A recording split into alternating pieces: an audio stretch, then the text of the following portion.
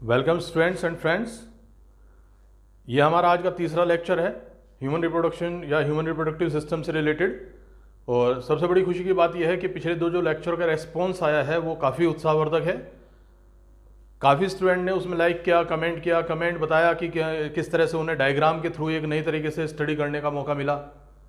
पहले वो समझते थे कि बायोलॉजी एक रटने का सब्जेक्ट है, लेकिन अब उन्हें लगा कि नहीं, अगर एक डायग्राम कर लेते हैं तो हम इसमें हमें सारी चीज़ समझ में आ जाती है। यही चीज़ हमें कहनी थी, यही समझानी थी। और इसके अलावा और दूसरी चीज़ें, जैसे उन्होंने कुछ ऐसी चीज़ें थी जो पहले इससे पढ़ी नहीं थी या उन्हें वो समझ में नहीं आती थी, तो उन्हें अच्छी तरह से समझ में भी आई।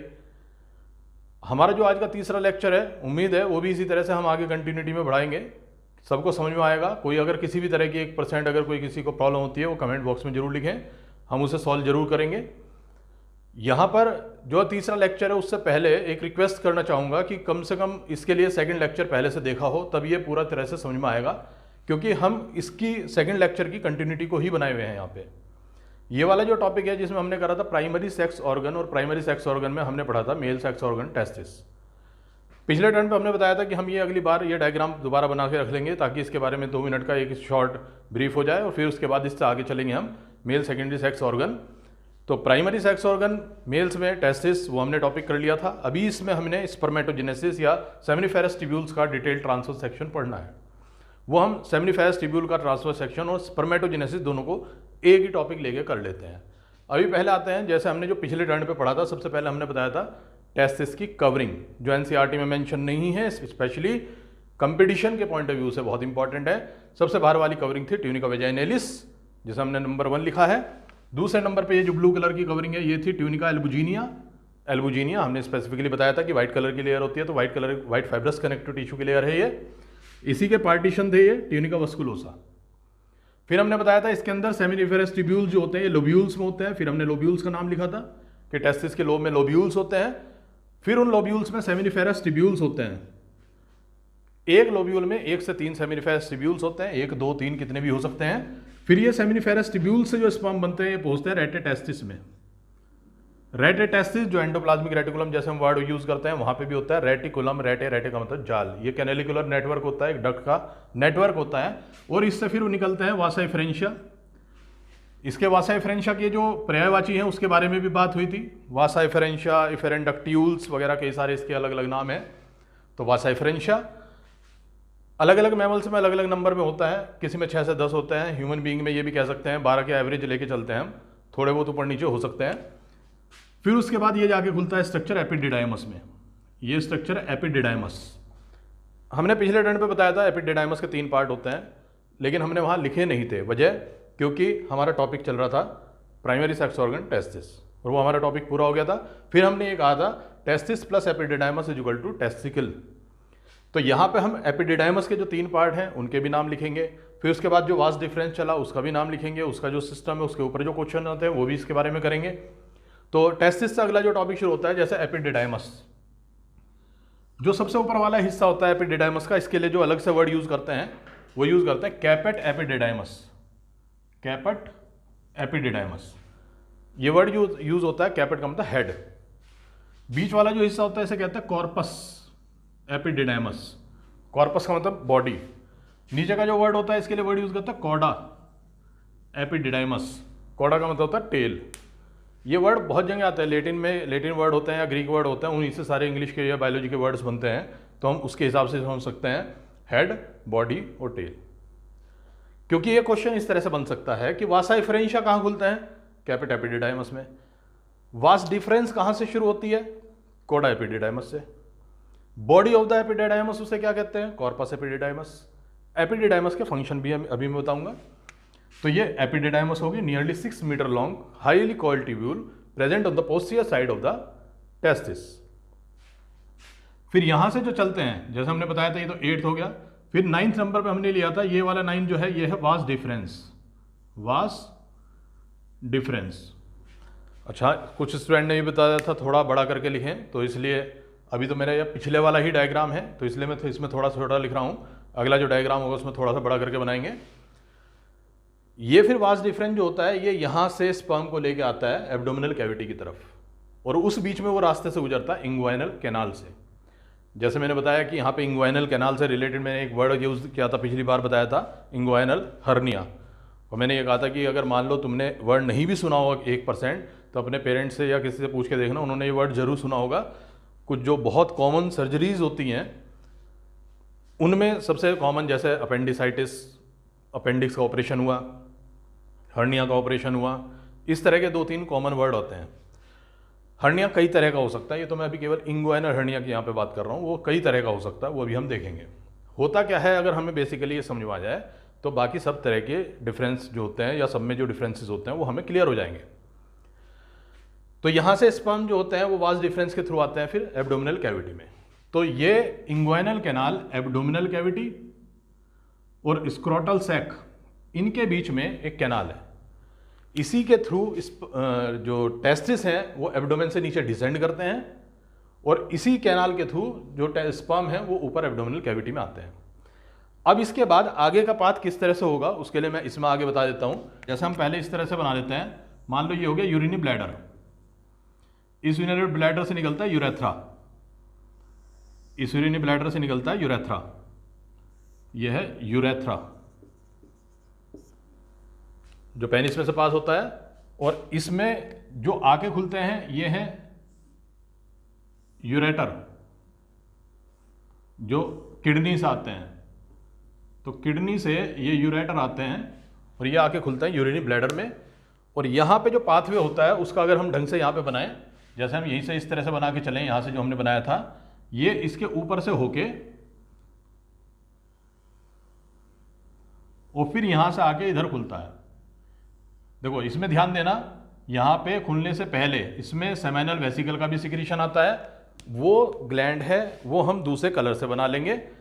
तो ग्लैंड जो होती है यहाँ पे सेमिनल वेसिकल जो खुलती है उसे हम दूसरे कलर से बना लेंगे। तो यह है सेमिनल वेसिकल, मैंने यहाँ शॉर्ट में लिख दिया है, बाकी इसके पूरे नाम जो है मैं अलग से लिख सकता हूँ, यहाँ पे लिख देता हूँ SV, सेमिनल वेसिकल। इसके अलावा इसमें आगे आएगी प्रोस्टेट ग्लैंड, वो भी मैं शॉर्ट में यहाँ लिख देता हूँ प्रोस्टेट ग्लैंड। एक दूसरी आएगी काउपर्स ग्लैंड, वो भी यहाँ लिख देता हूँ फुल फॉर्म उसकी, काउपर्स ग्लैंड, जिसका दूसरा नाम हमने बताया था बल्बो यूरेथ्रल ग्लैंड। तो सबसे पहले तो सेमिनल वेसिकल का सिक्रीशन आएगा इसमें, फिर उसके बाद यहाँ पर प्रोस्टेट ग्लैंड जो होगी वो मल्टीडक्टेड ग्लैंड होती है जिसका सिक्रीशन यहाँ यूरेथ्रा में आता है, यह है प्रोस्टेट ग्लैंड। ये मैंने यहाँ पे शॉर्ट फॉर्म लिख दी PG, full form prostate gland. और साथ ही साथ यहाँ पे थोड़ी सी आगे पे खुलती है काउपर्स ग्लैंड, CG, यहाँ में शॉर्ट फॉर्म में लिख दिया इसे काउपर्स ग्लैंड। अब ये पूरा का पूरा स्ट्रक्चर किस तरह से बनेगा, जैसे ये पूरा यहाँ से फिर ये प्रेजेंट होता है पेनिस,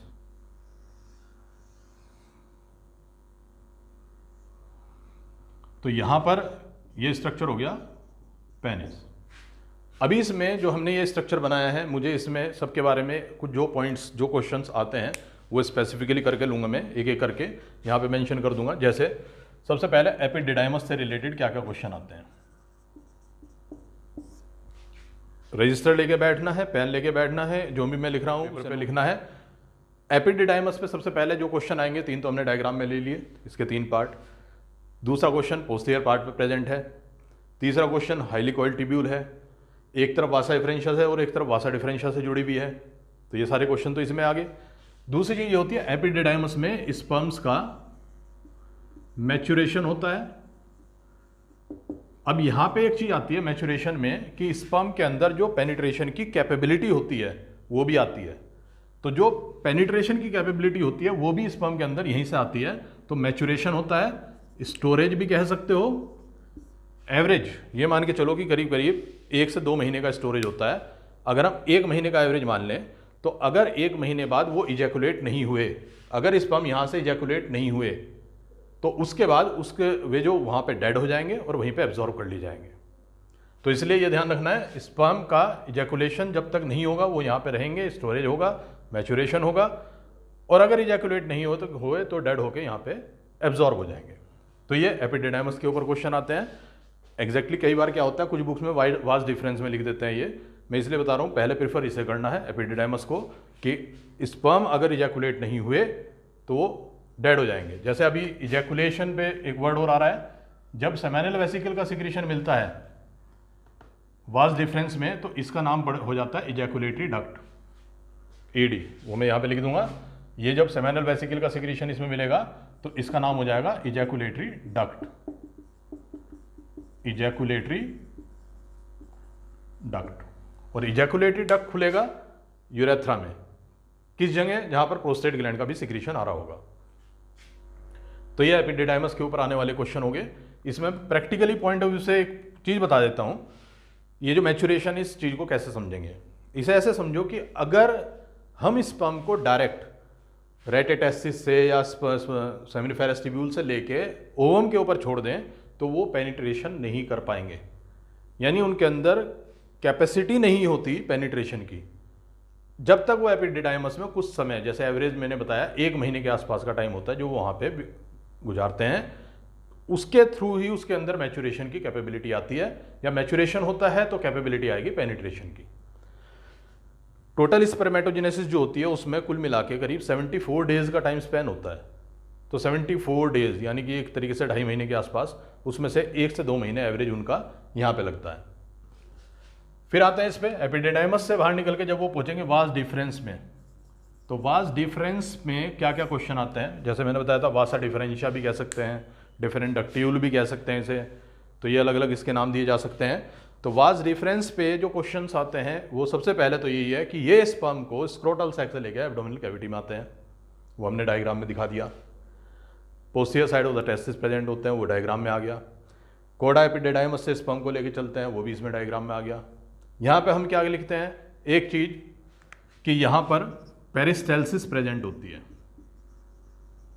पेरिस्टेल्सिस प्रेजेंट। जैसे ये जो वर्ड है पेरिस्टेल्सिस प्रेजेंट, अब इस पे मैंने बताया जैसे इंटेस्टाइन में हम वर्ड यूज करते हैं पेरिस्टेल्सिस, जो अल्टरनेट कॉन्ट्रैक्शन रिलैक्सेशन होता है जो स्मूथ मसल्स में, उसके लिए वर्ड यूज करा जाता है पेरिस्टेल्सिस। तो पेरिस्टेल्सिस दूसरी जगह हम इंटेस्टाइन में भी लेते हैं और यहाँ पे भी ले रहे हैं। दूसरी चीज वास डिफरेंस पे क्वेश्चन आते हैं वासेक्टोमी के ऊपर।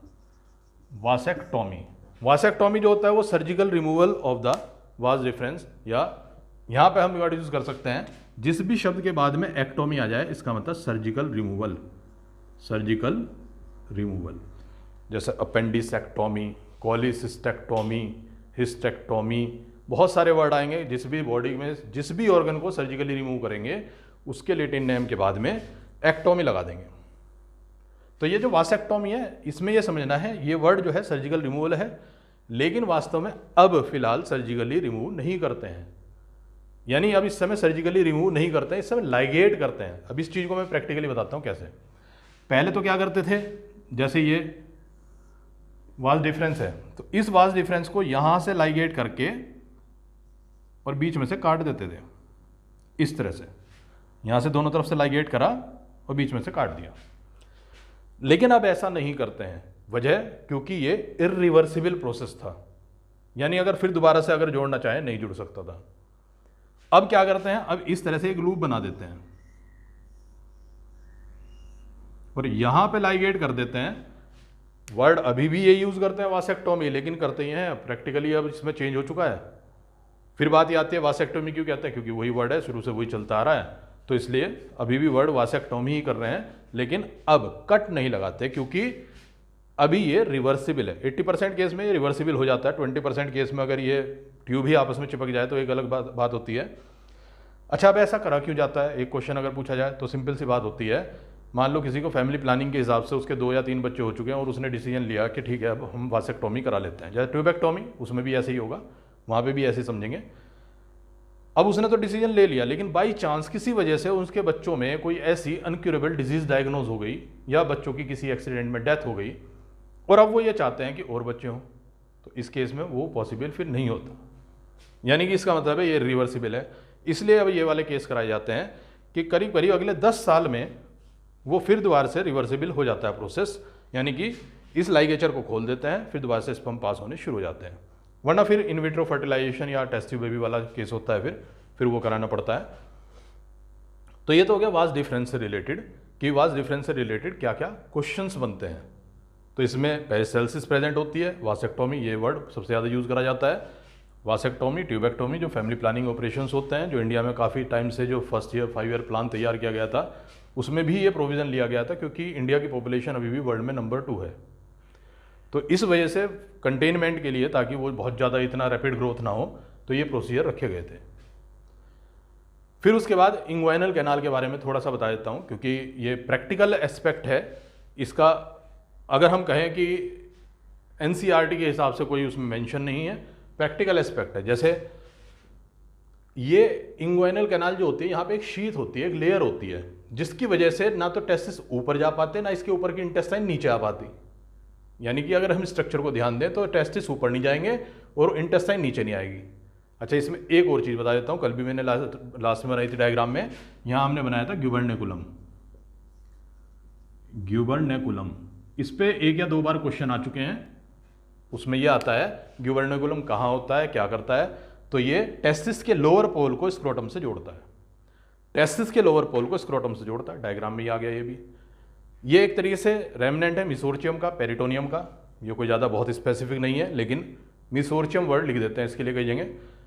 तीसरी चीज़ जो इंपॉर्टेंट है वो ये टेस्टिस को एक तो ऊपर असेंड होने से रोकेगा और टेस्टिस का टोर्जन रोकेगा।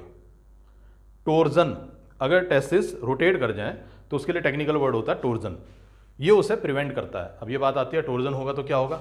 अगर बाई चांस टोर्जन हो जाए तो क्या होगा, ये सारी आर्टरीज, वेन वगैरह जो यहाँ पे आ रही होंगी, ये सब ऐंठन आ जाएगी, उसमें टोर्टुअस हो जाएंगी, जिसकी वजह से ब्लड सप्लाई बंद हो जाएगी, टेस्टिस की डेथ हो जाएगी, तो इनफर्टिलिटी हो जाएगी। तो इसलिए इनफर्टिलिटी को प्रिवेंट करने के लिए ये समझो कि टोर्जन नहीं होना चाहिए। अगर हो गया तो इनफर्टिलिटी हो सकती है, तो ये उसके बचाने के लिए है। इंग्वाइनल कैनाल के थ्रू वो ऊपर ना जाए, ना ही ऊपर से इंटेस्टाइन नीचे आए, इसलिए यहाँ पे एक शीथ होती है। लेकिन कई बार क्या होता है, उम्र के साथ साथ ये कमज़ोर पड़ जाती है, या कई लोगों में जैसे कि वो टाइट बेल्ट पहनते हैं, टाइट जीन्स पहनते हैं, या बहुत इस तरह की कोई ऐसी आदत होती है जिसकी वजह से ये पेट पे जब एब्डोमेन पे दबाव पड़ता है तो इंटेस्टाइन नीचे जानी शुरू हो जाती है। ये भी हो सकता है ऐसी कोई दिक्कत ना हो, मतलब, लेकिन फिर भी अगर ये कमज़ोर हो गई, कोई भी वजह हो, तो वो इंटेस्टाइन नीचे जानी शुरू हो जाती है। जैसे मैं इसमें डायग्राम में दिखाता हूँ, इंटेस्टाइन इसके ऊपर से जा रही है, अगर वो इसके नीचे दबनी शुरू हो गई ऐसे, तो शुरुआत में तो क्या होता है, शुरुआत में तो वो रिवर्सिबल होता है, यानी हल्का सा प्रेशर लगाओगे वो फिर ऊपर चली जाएगी। लेकिन एक टाइम ऐसा भी आता है कि वो इरिवर्सिबल हो जाता है, फिर सर्जरी ही करनी पड़ती है। और ऐसा कब होता है, जब उसमें खाना जाके इतना अटक जाए कि ये ऐसे फैल जाए और अब ये ऊपर ही ना जा पाए। इसमें खाना आ तो गया, अब ये ऊपर नहीं जा पा रहा। It is one of type of intestinal obstruction. Surgical procedure करना पड़ता है इसमें। फिर एक तरीके से कई बार आंत भी काटनी पड़ सकती है, और इसे ऊपर करके फिर यहाँ पे एक जाली लगा दी जाती है, एक जैसे बताया शीट लगा दी जाती है, जिससे कि फिर दोबारा से ये नीचे ना उतरे। ये पहले भी कराया जा सकता था, जैसे शुरुआत में पता चलता है तब भी कराया जा सकता है। और ये कंडीशन एकदम से एक दिन में एग्रीवेट नहीं होती, कई बार 2 साल लग जाते हैं। लेकिन जितनी जल्दी ऑपरेशन करा लिया जाए वो ज़्यादा अच्छा रहता है, क्योंकि कभी ना कभी ये कंडीशन इमरजेंसी के रूप में एकदम से सामने आ जाती है। अगर ये इंटेस्टाइन नीचे उतरी स्क्रोटम में इंग्वाइनल कैनाल के थ्रू, तो इसे कहेंगे इंग्वाइनल हर्निया। तो इसके लिए वर्ड यूज करते हैं इंग्वाइनल हर्निया, मतलब हर्निया के टाइप्स बता रहा हूं। तो इंग्वाइनल हर्निया, यही इंटेस्टाइन अगर डायफ्राम के थ्रू ऊपर उठ जाए तो उसे कहेंगे डायफ्रामेटिक हर्निया। एक कंसेप्ट समझ लो, इंटेस्टाइन अगर एब्डोमेन को छोड़कर, अपनी जगह को छोड़कर ऊपर, नीचे या फिर हाइटस हर्निया होता है, जिसमें वो अलग अलग कहीं से भी अगर मान लो फीमोरल कैनाल के थ्रू नीचे चली जाए पैरों की तरफ, तो उसे फीमोरल हर्निया कह देते हैं। तो ये अलग अलग तरह के हर्निया होते हैं, जिनमें सब में एक चीज़ कॉमन है, एलिमेंट्री कैनाल जो अपनी जगह छोड़कर ऊपर, नीचे, आगे, पीछे कहीं भी चली जाए, मान लो पेरिटोनियम से बाहर निकल जाए, इंग्वाइनल कैनाल के थ्रू नीचे आ जाए, या पैरों की तरफ फीमोरल कैनाल होती है उसके थ्रू पैरों की तरफ चली जाए, ये बहुत सारे केस होते हैं, इन सबको कहते हैं हर्निया। पॉइंट लेते हैं इसमें कि जो सेमाइनल वेसिकल है इसका क्या फंक्शन है। एक लेटिन नेम भी है, यूट्रस मस्कुलिनस। यूट्रस मस्कुलिनस यानी ये मेल यूट्रस है। ये बात ध्यान से समझना, इसका मतलब ये है कि अगर टेस्टोस्टेरोन है तो ये सेमाइनल वेसिकल, और अगर मान लो ये कहते हैं टेस्टोस्टेरोन नहीं होता तो ये यूट्रस बन जाता। जब हम पढ़ेंगे इसके बारे में जेनेटिक्स में और ज़्यादा अच्छी तरह से पढ़ेंगे कि किस तरह से टेस्टोस्टेरोन या दूसरे हार्मोन रोल प्ले करते हैं सेकेंडरी सेक्स ऑर्गन बनाने में, तो वहाँ पे उस पार्ट्स में करेंगे इसके बारे में। सेमेनल वेसिकल को यूट्रस मस्कुलिनस कहते हैं, और इसके बारे में एक क्वेश्चन ये आता है, it form 80% of seminal plasma, 80% of seminal plasma या सेमेनल फ्लूइड। एग्जैक्टली क्या होता है, जो सिक्रीशन होता है सीमेन, उसके अंदर सबसे पहले तो एक तो स्पर्म होते हैं, वो जो टेस्टिस से सिक्रीट होता है। टेस्टिस क्या है, ग्लैंड, एक्सोक्राइन एंडोक्राइन, ये उसका एक्सोक्राइन सिक्रीशन हो गया। दूसरा उसके अंदर प्रेजेंट होता है ये सेमेनल वेसिकल का सिक्रीशन, तो सेमेनल वेसिकल का जो फ्लूइड होता है वो उसके अंदर प्रेजेंट होता है। फिर इसके अंदर प्रोस्टेट ग्लैंड का सिक्रीशन होता है, और एनसीईआरटी के हिसाब से काउपरस ग्लैंड का सिक्रीशन भी होता है। मैं एनसीईआरटी के हिसाब से इसलिए कह रहा हूँ क्योंकि कई बुक्स में ये लिखा होता है कि काउपरस ग्लैंड का सिक्रीशन मेनली लुब्रिकेशन के लिए होता है, तो ये इसमें सीमेन में प्रेजेंट नहीं होता। कई बुक्स में लिखा होता है, बाकी इसमें ध्यान रखना एनसीईआरटी के हिसाब से ये चारों चीज़ों का सिक्रीशन प्रेजेंट होता है सीमेन में या सेमेनल फ्लूइड में। तो 80% ऑफ द सेमेनल प्लाज्मा, 80 क्या 70-80% कह सकते हैं, क्योंकि कुछ बुक में 70 लिखा होता है, कुछ में 80 लिखा होता है। फिर उसके बाद जो प्रोस्टेट ग्लैंड का सिक्रीशन आएगा 70 to 80% तो ये हो गया, 20% के आसपास प्रोस्टेट ग्लैंड का हो गया, बाकी स्पर्म हो गए और काउपरस ग्लैंड का सिक्रीशन हो गया। बाकी इसके अलावा मैं 2 पॉइंट और बता देता हूँ जो बहुत इंपॉर्टेंट है, क्योंकि इसके अलावा वो क्वेश्चंस भी काफ़ी आते हैं।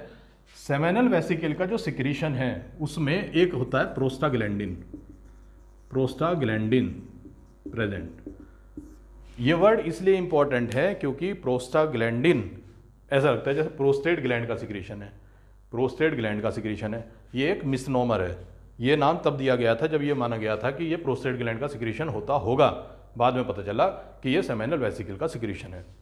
तो ये ध्यान रखना प्रोस्टाग्लैंडिन। इसके बारे में केमिस्ट्री में भी दे रखा है, बायोमोलिक्यूल वाले चैप्टर में भी दे रखा है, उसके अंदर बता रखा है पेन प्रोड्यूसिंग सब्सटेंस होते हैं ये प्रोस्टाग्लैंडिन। ये स्मूथ मसल्स के कॉन्ट्रैक्शन में रोल प्ले करते हैं। यहाँ इससे ज़्यादा हमें जरूरत नहीं है, यहाँ हमें ये पता होना चाहिए प्रोस्टाग्लैंडिन प्रोस्टेट ग्लैंड के सिक्रीशन नहीं है। तो इस तरह के करीब बायोलॉजी में 5-6 क्वेश्चन आते हैं, जैसे ऑस्ट्रेलोपिथिकस ऑस्ट्रेलिया में नहीं हुए थे, ऑस्ट्रेलोपिथिकस ऑस्ट्रेलिया में नहीं हुए थे, ऐसे इस तरह के होते हैं जो मिसनोमर होते हैं। ये प्रोस्टाग्लैंडिन जो होते हैं ये प्रोस्टेट ग्लैंड का सिक्रीशन नहीं है, ये सेमेनल वेसिकल का सिक्रीशन है, पहली चीज। बाकी इसके अलावा इसमें कैल्शियम भी होता है, इसके अलावा कुछ एंजाइम्स होते हैं, और भी चीजें होती हैं जिसके ऊपर क्वेश्चन आता है, जिसमें सबसे ज्यादा एक इंपॉर्टेंट आता है फ्रक्टोज। कंपटीशन में काफी इंपॉर्टेंट क्वेश्चन बन जाता है क्योंकि फ्रक्टोज होती है फ्रूट शुगर, यानी कि फ्रक्टोज क्या है, फ्रूट शुगर।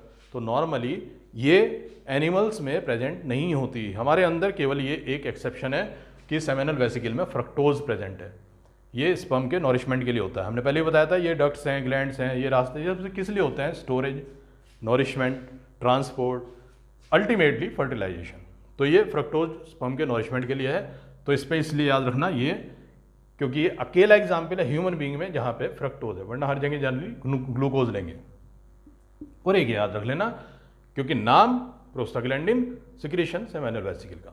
दूसरी चीज प्रोस्टेट ग्लैंड।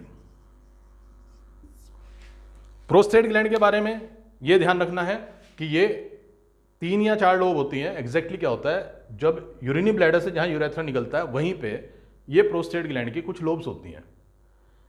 इनका जो मेन काम होता है, इनका सिक्रीशन जो होता है एल्कलाइन व्हाइट सिक्रीशन होता है, एल्कलाइन व्हाइटिश सिक्रीशन। और ये एल्कलाइन सिक्रीशन इसलिए जरूरी है क्योंकि स्पर्म के लिए एसिडिक एनवायरनमेंट हार्मफुल है। ये एल्कलाइन एटमॉस्फेयर प्रोवाइड कराता है स्पर्म के लिए, इसीलिए इसके ऊपर स्पेसिफिक क्वेश्चन बनते हैं कि प्रोस्टेट ग्लैंड का सिक्रीशन एल्कलाइन व्हाइट होता है, और ये यहीं पर यूरिनी ब्लैडर के पास में जहां से यूरेथ्रा निकला वहीं उसी की जड़ पे प्रेजेंट होता है। ये वाला पॉइंट इसलिए बता रहा हूं। एक दूसरा फिर प्रैक्टिकल पॉइंट पाते हैं, एनसीईआरटी में नहीं है लेकिन जनरल नॉलेज की तरह से भी पता होना चाहिए। एक बहुत कॉमन क्वेश्चन आता है कि मेल्स में सबसे ज्यादा मिलने वाला कैंसर कौन सा है। देखो इसमें मेल्स का है, ह्यूमन बीइंग में नहीं। ऐसे एक क्वेश्चन आता है फीमेल में सबसे ज्यादा कौन सा कैंसर प्रेजेंट होता है। अगर क्वेश्चन आता है मेल्स में सबसे ज्यादा कौन सा कैंसर होता है, तो होता है प्रोस्टेट कैंसर। तो प्रोस्टेट का कैंसर क्योंकि मेल्स में ही होता है, क्योंकि प्रोस्टेट ग्लैंड फीमेल में नहीं होती। फीमेल का अगर पूछा जाता है तो 2 आंसर लिए जाते हैं, एक तो मेमोरी ग्लैंड का कैंसर और एक दूसरा होता है सर्वाइकल कैंसर। वो भी हम आगे पढ़ेंगे।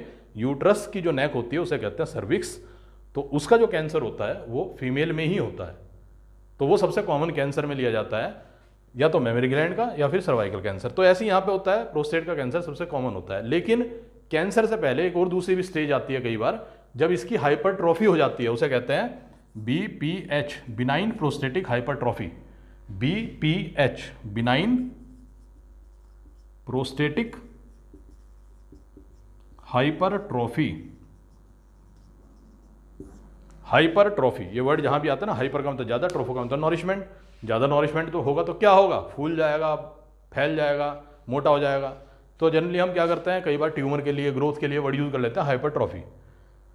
हाइपरप्लेजिया, हाइपरट्रॉफी, ये दो तरीके होते हैं ग्रोथ के। यहां पर हम यही समझते हैं हाइपरट्रॉफी का मतलब एक तरीके से एनलार्जमेंट, बढ़ना। बिनाइन का मतलब कैंसरस चेंज नहीं है, अगर कैंसरस होता तो इसमें मैलिग्नेंट लिख देते। तो बिनाइन प्रोस्टेटिक हाइपरट्रॉफी, आम भाषा में इसे गदूद वर्ड यूज करते हैं, गदूद। तो ये भी सबसे कॉमन ऑपरेशंस होते हैं मेल्स में 60 प्लस की एज में।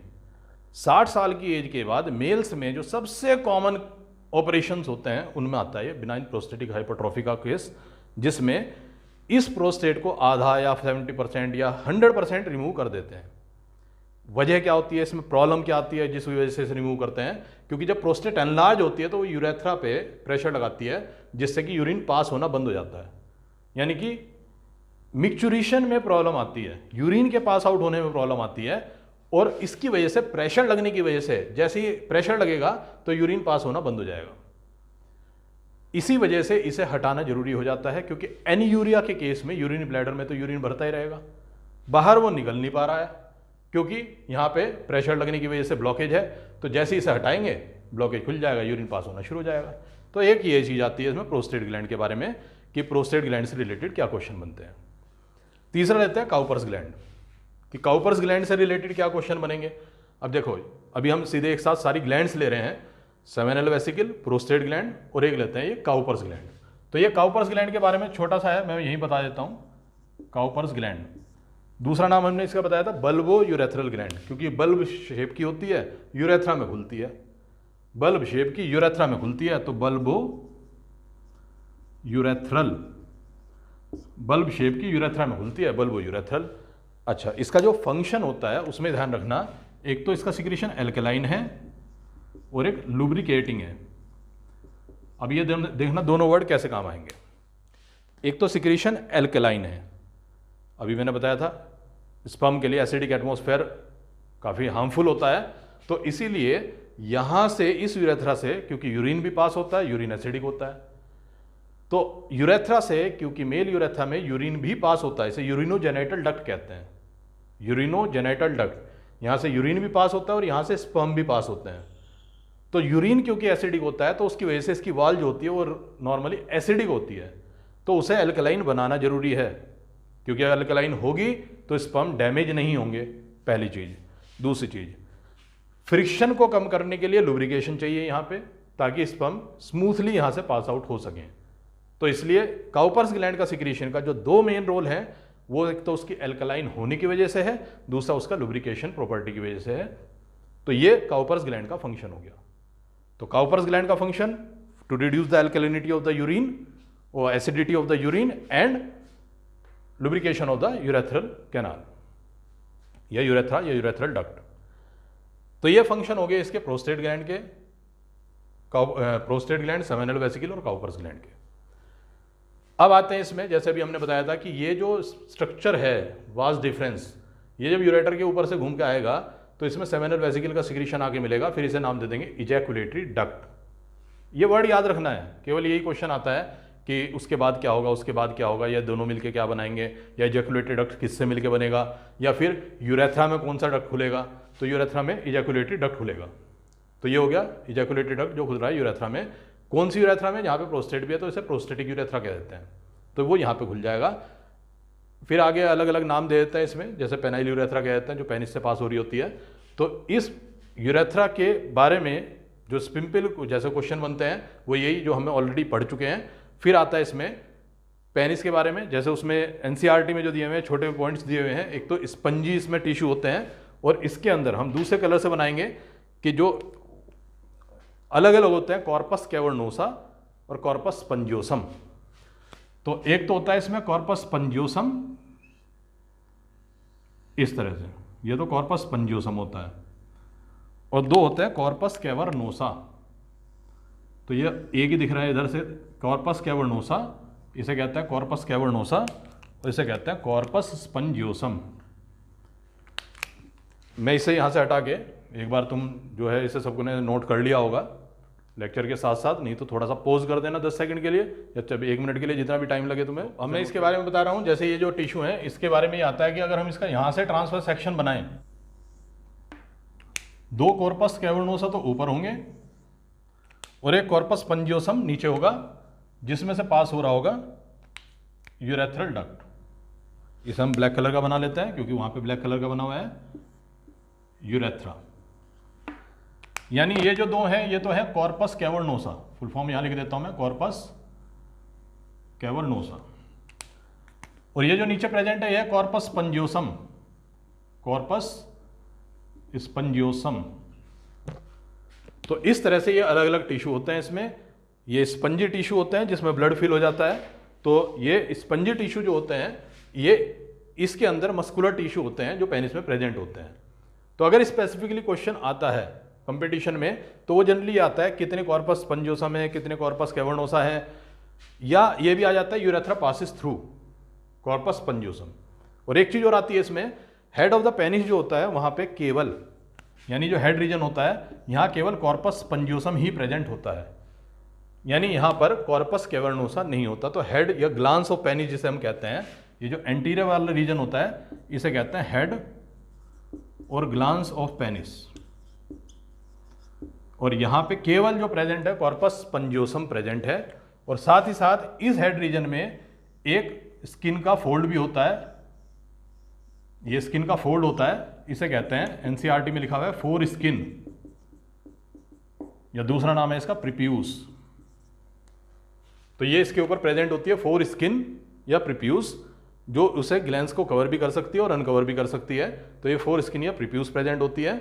और साथ ही साथ यहाँ पे ये जो बीच पीछे सेक बनता है ये, इसे कहते हैं प्रीप्यूटल सेक, प्रीप्यूटल सेक, जिसमें एक स्पेसिफिक ग्लैंड्स होती हैं जो सिबेशियस ग्लैंड होती हैं, मॉडिफाइड सिबेशियस ग्लैंड, उन्हें कहते हैं टाइसन्स ग्लैंड। तो यहाँ पे प्रीप्यूटल सेक में टाइसन्स ग्लैंड प्रेजेंट, टाइसन्स ग्लैंड प्रेजेंट। तो ये इसके ऊपर स्पेसिफिकली क्वेश्चन बनता है। और साथ ही साथ एक और वर्ड आता है जो हम यूज करते हैं बक्कल कैविटी में भी, कि यहाँ पे फ्रेन्युलम प्रेजेंट होता है, फ्रेन्युलम। इनके ऊपर जो क्वेश्चन आता है ना वो इसलिए भी आता है क्योंकि ये दूसरे चैप्टर से रिलेटेड है।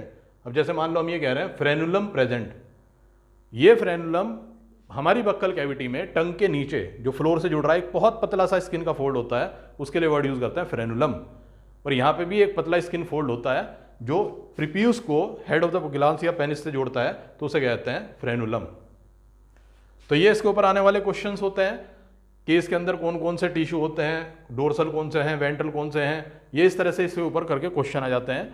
तो ये हमारा जो टॉपिक है ये हुआ मेल सेकेंडरी सेक्स। तो लेक्चर में समय की थोड़ी सी सीमा को ध्यान में रखते हुए, क्योंकि यहाँ पर जो हम पढ़ रहे हैं वो एग्जैक्टली क्या होता है कि थोड़ा फास्ट पढ़ते हैं।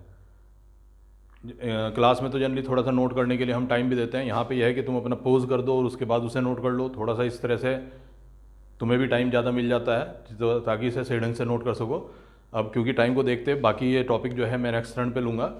आज हमने जो पढ़ा है उसे एक बार पूरी तरह से ढंग से पढ़ना, क्योंकि इसमें जितने भी मैं वर्ड्स बोलता हूँ ज़्यादातर सब पे या तो क्वेश्चन आ चुके होते हैं या फिर वो जनरल नॉलेज के हिसाब से बहुत ज़्यादा इंपॉर्टेंट होते हैं, जिनका लाइफ में कभी ना कभी किसी ना किसी को कहीं ना कहीं सामना करना ही पड़ता है। उन शब्दों से बचना बड़ा मुश्किल होता है। जैसे मैंने बताया ना, ये सर्वाइकल कैंसर, BPH, ये ऐसे केस होते हैं कि अगर मान लो तुम अपनी फैमिली हिस्ट्री में पता करोगे तो कहीं ना कहीं 60 से ऊपर के 60% मेल्स में, ये समझ लो 60 से ऊपर 60% केस होते हैं मेल्स में। फीमेल में जब हम पढ़ेंगे सर्वाइकल कैंसर, वहाँ पे बताऊंगा उसकी जो कंडीशंस के बारे में, जो उसके बारे में क्वेश्चंस बनते हैं। तो इसलिए ये होता है कि ये वाले जो टॉपिक हैं हमारे लिए ज़रूरी भी हैं, इन्हें बताए बिना रह भी नहीं जा सकता, क्योंकि कहीं ना कहीं कंपटीशन में या फिर कहीं ना कहीं जीके के तौर पे ये तुम्हारे सामने जरूर आएंगे। तो टॉपिक को अभी यहीं पे रोकते हुए मैं फिर एक बार ये कहना चाहूँगा कि सही ढंग से अगर पढ़ाई करनी है तो जैसे जैसे मैं बता रहा हूँ उस तरह से पढ़ते भी चलो, साथ में उसे नोट डाउन करते चलो। पिछला वाला भी पता होना चाहिए और आज का भी पता होना चाहिए, और उसका सही ढंग से रिविजन भी होते रहना चाहिए। अगली बार हमें जो पढ़ना है वो पढ़ना है सेमिनिफेरस ट्यूब्यूल्स के बारे में और स्पर्मेटोजेनेसिस के बारे में। तो ये हमारा नेक्स्ट टॉपिक रहेगा। और ये टॉपिक जो है एम्ब्रियोलॉजी के लिए भी इम्पॉर्टेंट है, यानी यहाँ पे ये दो अलग अलग चैप्टर के तौर पे भी इम्पॉर्टेंट हो जाता है। ठीक है, तो उम्मीद है सब जो इसे टॉपिक को करेंगे ढंग से करेंगे, और करने के बाद अगर अच्छा लगता है, समझ में आ रहा है, तो उसे कहीं ना कहीं कमेंट में मेंशन जरूर करें। अभी थोड़ा सा जो इम्प्रूवमेंट करना है वो ये कि मुझे थोड़े से वर्ड्स इसे बड़े करने होंगे, जिससे कि तुम्हें बोर्ड का लिखा हुआ बिल्कुल साफ नजर आ जाए। ये तो केवल इसलिए था क्योंकि टॉपिक ज़्यादा हो जाता है, बोर्ड पे जगह कम होती है, तो इस वजह से हम ये करते हैं कि थोड़ा सा छोटा लिख देते हैं, या डायग्राम ये क्योंकि पुराना था तो इसलिए हमने बना दिया। तो इसलिए उम्मीद है अगली बार से तुम्हें ये प्रॉब्लम नहीं आएगी। बाकी इससे रिलेटेड लेक्चर देखने के बाद ये जो भी कमेंट है वो ज़रूर करें, और सबसे बड़ी बात होती है कि अगर लेक्चर अच्छा लगा है तो उसे लाइक करें, और जो हमारा चैनल है जूम इंस्टीट्यूट ऑनलाइन को उसे ज़रूर सब्सक्राइब करें, बेल आइकन दबाएं जिससे कि नोटिफिकेशन जल्दी से जल्दी तुम्हारे पास पहुंच जाए, और अपने फ्रेंड्स के साथ शेयर जरूर करें। थैंक्स।